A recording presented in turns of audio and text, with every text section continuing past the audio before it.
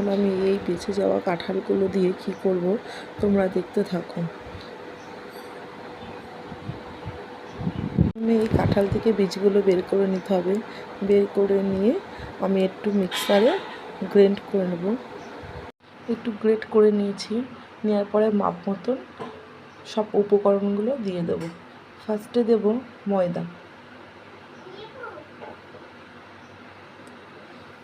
ময়দা দিয়ে দিয়েছি 1 বাটির একটু কম। এবার দিয়ে দেব চিনি।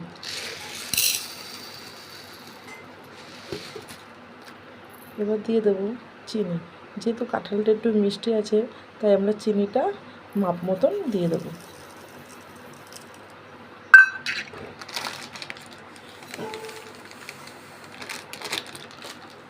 এবার দিয়ে দেবো সুজি। সুজিটা 1/2 বাটির মতন আছে।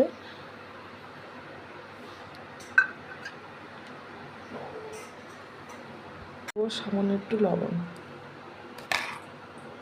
এগুলোকে আমরা হাতের সাহায্যে মেখে নেব। ভালো করে মেখে নিতে হবে।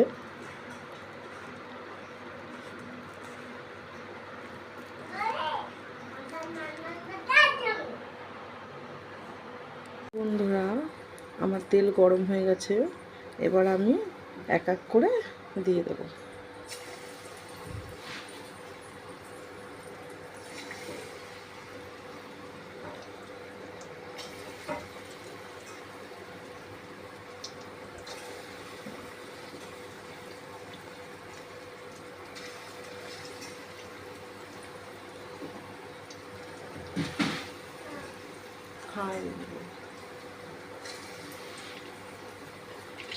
তো দেখো বন্ধুরা, আমার ফাইনালি হয়ে গেছে ভাজাটা।